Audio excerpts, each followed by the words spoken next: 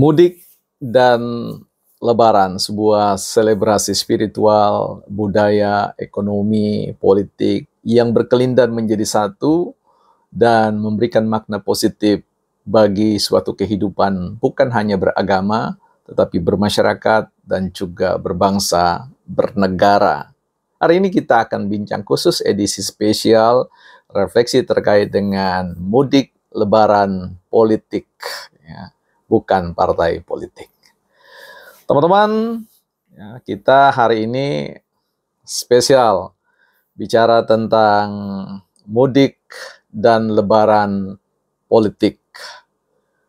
Kita tahu bahwa mudik ya merupakan sebuah peristiwa monumental spiritual yang berkaitan dengan bagaimana orang kembali kepada muasal, ya, kembali pada suatu kesadaran di mana dirinya lahir, di mana dirinya dibesarkan, di mana dirinya dididik dalam beragam perspektif sistem nilai yang baik, baik dalam tatanan keagamaan, kemasyarakatan atau budaya, bahkan dalam kehidupan tatanan hukum, etika bernegara.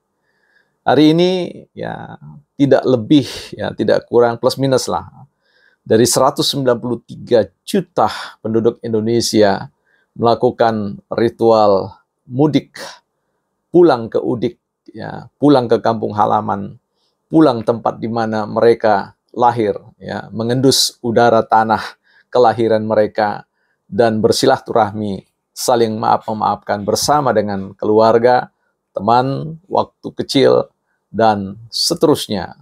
Ya. Lebih dari 154 triliun ya ekonomi lebaran berputar, ya, meningkatkan ya ekonomi masyarakat yang selama ini mungkin belum pernah mengecap distribusi pemerataan ekonomi yang diharapkan dari kontestasi sebuah politik, kontestasi kekuasaan yang harapannya mensejahterakan. Tapi hari ini kita bicara pada konteks aura positif, bahwa pertanyaan yang menarik adalah bagaimana ya para politisi ya bermudik dan berlebaran.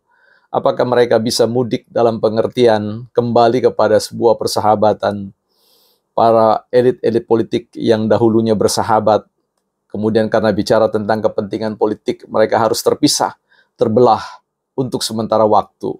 Apakah ini bisa menjadi sebuah momentum yang baik ya untuk kemudian meninjau kembali perkataan-perkataan ya, prinsip-prinsip yang dapat kita urai, yang dapat kita cairkan sehingga kehidupan berpolitik di negara kita menjadi sebuah kehidupan berpolitik yang tidak pernah bisa dilepaskan dalam konteks berbagai macam sistem nilai yang baik, termasuk misalkan adalah ketika kita berbicara tentang etos yang disebut dengan etos mujahadah, ya, salah satu perspektif atau konsep ya yang memiliki energi positif atau nilai positif terkait bagaimana setiap orang kembali kepada persoalan hati nurani terdalam, ya, semua sistem nilai yang dimiliki yang tumbuh dan besar dalam ingatan-ingatan kita, dalam benak kita, dalam mental kita, menjadi sebuah faktor pendorong kekuatan untuk kita dewasa di dalam berpolitik,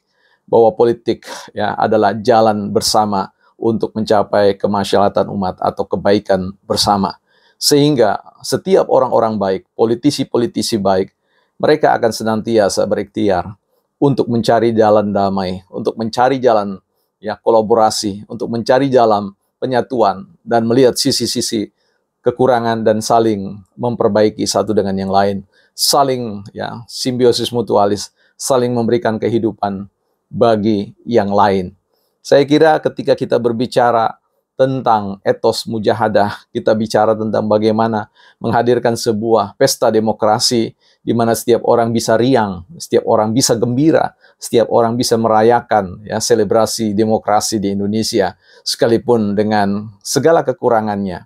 Ini adalah sebuah momentum positif, sebuah momentum yang energinya sangat besar sehingga berbagai macam ucapan-ucapan seperti perdamaian antara Jokowi dan Bu Mega yang dahulu dikatakan bahwa akan berdamai, akan bertemu jikalau Ganjar menang. Nah, faktanya untuk sementara Ganjar tidak dalam posisi sebagai pemenang, ya apakah itu kemudian akan mengabaikan atau mengenyampingkan tentang apa yang disebut dengan etos mujahadah, di mana rasa damai, rasa aman, ya rasa penerimaan, sekalipun ada hal-hal yang perlu dibicarakan lebih jauh.